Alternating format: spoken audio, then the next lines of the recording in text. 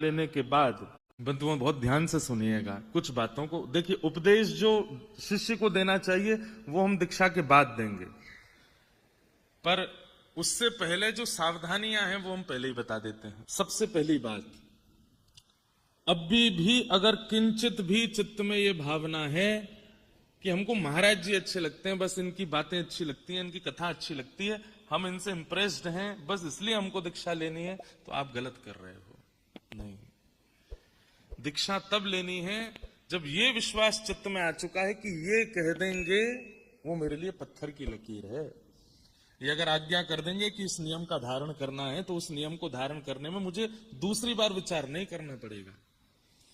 महाराज जी के आज्ञानुसार किसी भी क्रिया को करने में हमको किंचित कोई दोबारा सोचने की इच्छा नहीं है। जब ये विश्वास प्रगाढ़ हो चुका हो, कथा सुनकर के, भाव सुनकर के, प्रसंग सुनकर के हम प्रिय लगे हों तो बिल्कुल मत लीजिए। ठाकुर जी प्रिय लगे हों तो ही दीक्षा ग्रहण कीजिएगा। मैं हमेशा कथा में इस बात को कहता हूं।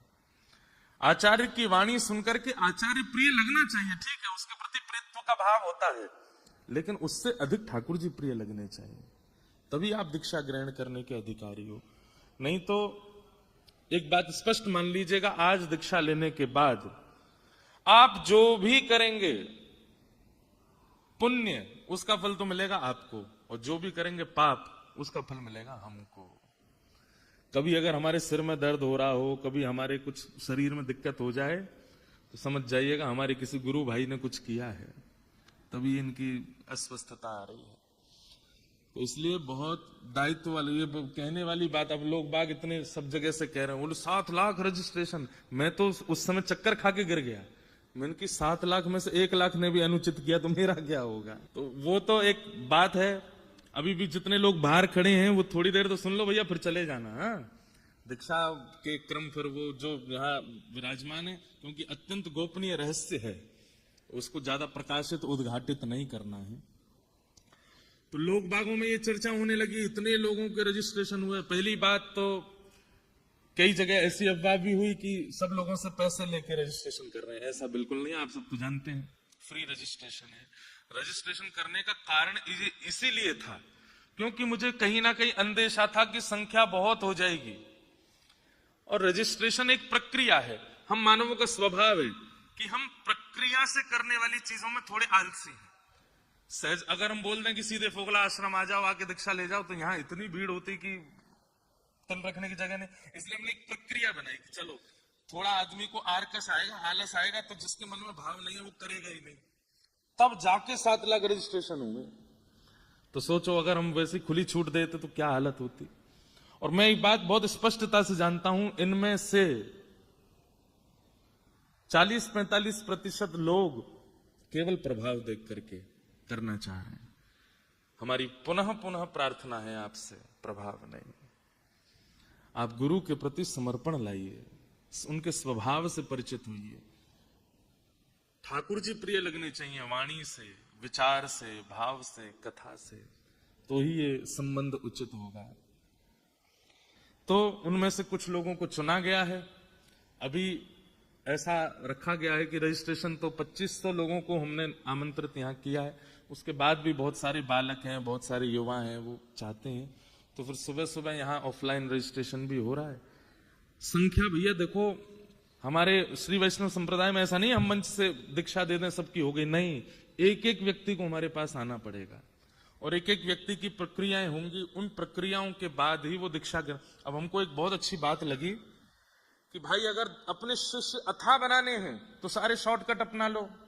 गुरु मंत्र माइक पे बोल देना, शंख चक्र सबको ऐसे ही 5-10 शंख चक्रों की मुद्रा बनवा दो, शिष्य सबसे कह दो एक एक के जाके कंधे पे लगा दो।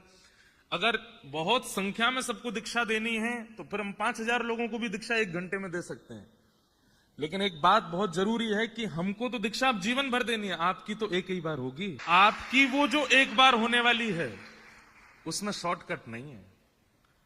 उसमें ये शॉर्टकट नहीं चलेगा कि भाई माइक से बोल दिया, सबको शंख चक्र दे दिए और वहीं बैठ करके ले लो, हो गया काम, सब चलते बनो। ऐसे संख्या बढ़ाने वाली बात आ जाए तो महाराज हम एक दिन में 1 लाख लोगों को दीक्षा दे देंगे, लेकिन संख्या नहीं बढ़ानी है। मेरे लिए तो जीवन पड़ा है दीक्षा देने के लिए, आपके लिए तो एक ही बार का क्रम है ना, तो वो विधि से हो, विधान से हो, नियम से हो। अब तक हम आपके महाराज जी थे, अब तक हम आपके जो भी थे, अब हमारा आपसे संबंध हो गया, हम आपके हो जाएंगे, आप हमारे हो जाओगे। तो आज के बाद आप और हम अलग नहीं है। इसलिए ये पूरी, भाई किसी से विवाह करना हो, ठीक है, आजकल शॉर्टकट चला है कि जो प्रिय लगता है उसके संग रहने लगो, उसके संग आनंद करो, लिविंग रिलेशनशिप में चले जाओ, पर उसको प्रमाणित विवाह तो नहीं माना जाता। प्रमाणित विवाह तो माता पिता की आज्ञा होगी, होम यज्ञ होगा, ब्राह्मणों के सन्मुख होगा, उसमें फेरे होंगे, देवताओं का आह्वान होगा, अग्नि सब संस्कार आदि सब होते हैं, पाणी ग्रहण संस्कार, तभी विवाह संपन्न माना, तभी वो पति पत्नी कहलाते हैं एक दूसरे के। ठीक वैसे ही इस संबंध में आप हमारे, अच्छा एक और बात, हम अपना शिष्य नहीं बना रहे हैं, हम अपने आचार्य परंपरा का शिष्य बना रहे हैं। हमारे मुख्य आचार्य कौन है? श्री रामानुजाचार्य जी महाराज, उनकी परंपरा में आपको दीक्षा दे रहे हैं। तो आपके मुख्य गुरु कौन है? रामानुजाचार्य जी। हम माध्यम बन रहे हैं, इसलिए रामानुजाचार्य जी प्रत्यक्ष रूप में नहीं है, इसलिए जिन्होंने हमें शंख चक्र प्रदान किए, तिलक प्रदान किया, वही हमारे लिए रामानुजाचार्य हैं, हम उनको प्रणाम कर रहे हैं।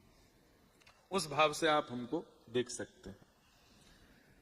तो ये पूरा शिष्य परंपरा क्रम चलेगा। बंधुओं, कुछ विशेष जानकारी में लिख के लाया कि आप सबको पता होनी चाहिए। बाकी विशेष रामानुज परंपरा पर जो प्रवचन है, हमने आज तक अपने मंचों से सब परंपराओं की चर्चाएं की हैं, सबसे कम चर्चा अपनी परंपरा की है। अभी ये परंपरा की चर्चा केवल आप लोगों से होगी और किसी से नहीं होगी। अभी यहां पर हम केवल सूक्ष्म उपदेश दे रहे हैं, बाकी मूल परंपरा का आधार क्या है वो हम आपको गुप्त रूप से बताते रहा करेंगे। उसको जितना हो सके गोपनीय रखिएगा। मीराबाई कृष्ण की प्रिय थी, मीराबाई कृष्ण की दासी थी, मीराबाई कृष्ण की प्रियतमा बनना चाहती थी, पर उनकी जिह्वा पर नित्य नाम राम का रहता था। मीराबाई का गुरु मंत्र राम था, राम राम राम राम। मीराबाई राम राम जपती थी और ठाकुर जी को बसती थी। तो इसलिए ये गोपनीयता है। तो जो परंपरा के उपदेश होंगे वो बड़े अत्यंत गोपनीय हैं, वो आपको चित्त में धारण करके रखने हैं, सबसे शेयर नहीं करने हैं। दुनिया भर के अपने क्रमों की रील बनाइए, फोटो खींचिए, सब कीजिए, लेकिन इस गुरु परंपरा में आप कुछ मत कीजिएगा। इसको जितना हो सके गोपनीय रखिएगा, सबसे इसको शेयर मत कीजिएगा। हमारे हिंदू वैदिक परंपरा में, सनातन परंपरा में 4 परंपराएं हैं जिनसे दीक्षा लेने के लिए आज्ञा की गई है। कौन कौन सी? श्री, ब्रह्म, रुद्र और सनकादि। कितनी है? श्री, ब्रह्म, रुद्र और सनकादि। ये 4 परंपरा हैं। इन्हीं 4 परंपराओं में ही दीक्षा होती है।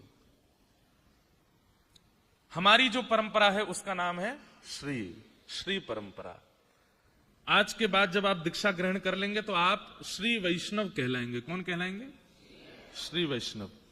कभी कोई पूछे कि आप किस परंपरा से हैं, तो पहली बात तो आपका स्वरूप बता देना चाहिए कि आप किस परंपरा से हैं।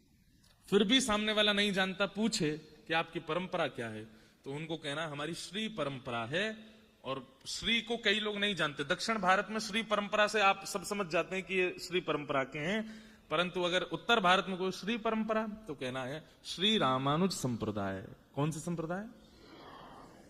श्री परंपरा में, हमारी परंपरा में आचार्य स्वरूप शेषावतार श्री शेषनाग भगवान ही रामानुजाचार्य जी के रूप में आए, और उन्हीं की परंपरा से इस पूरी परंपरा का नाम रामानुज परंपरा हुआ। नहीं तो ये श्री परंपरा है। ठीक है। तो जो 4 संप्रदाय हैं, श्री, ब्रह्म, रुद्र और सनकादि, उनमें श्री संप्रदाय में विशेष रूप से 2 परंपराएं हैं। एक रामानुज परंपरा, एक रामानंद परंपरा। हमारे पूज्य श्री मलुक पीठ वाले महाराज जी, वो रामानंदी परंपरा है, ये रामानुजी परंपरा है। हमारे परम पूजनीय श्री अयोध्या धाम वाले पूज्य श्री राघवाचार्य जी महाराज, ये रामानुज परंपरा में है। हमारा वृंदावन का श्री रंग मंदिर, रंगनाथ मंदिर, ये हमारी परंपरा का। इसलिए आज के बाद आप लोगों का नियम रहेगा कि आप वृंदावन आइए, सब जगह जाइए, लेकिन यहां से निकलने से पूर्व आपको श्री रंग मंदिर जरूर जाना है, रंगनाथ भगवान का दर्शन करना है। वो आपके आचार्य हैं, वो आपकी परंपरा के इष्ट हैं। आज से आपके इष्ट रंगनाथ भगवान हैं, उनको प्रणाम करके जाना है। उसका विस्तार में और बताऊंगा कहां कहां हमारे इष्ट हैं।